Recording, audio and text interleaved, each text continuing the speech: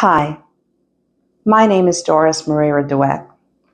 I'm a photographer and content creator from New York City.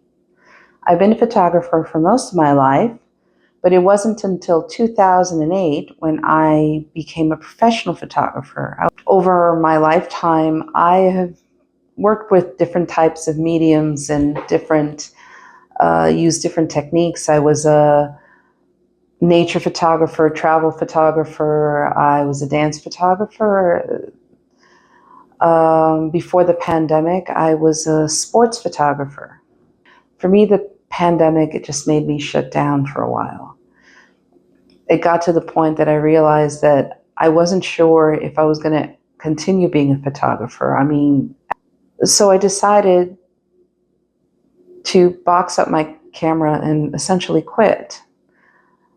But then I needed to renovate my apartment, so I took me and my family and we moved to Westchester. I was lucky enough to find a place right next to the Cross County Trail. At first, it was just taking walks and watching the leaves change.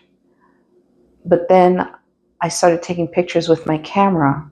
One of my favorite photos that came out of that time of my life was the photo that's in this exhibition, which is the great blue heron flying over Swan Lake. And that photo happened out of luck, out of inspiration, whatever you want to call it, fate.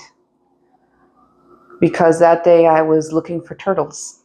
And since things never happen the way you expect them, I was ready to shoot pictures of turtles.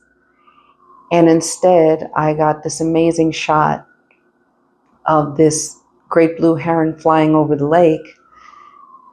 And one of the things I like about that photo every time I see it is how it makes me feel. Because at that moment in my life, that's how I felt. I felt free. And every time I look at that photo, I can hear the water. I can feel the wind on my face. I can hear the flapping wings. I can also hear my friends saying, "Hey, look, look, look, there's a bird." But that's all part of life. And what I've learned in my life of photography, what inspires you, what inspires everybody, is not necessarily what you think it will be. Sometimes the worst situations inspire the best in you. And that's what happened for me.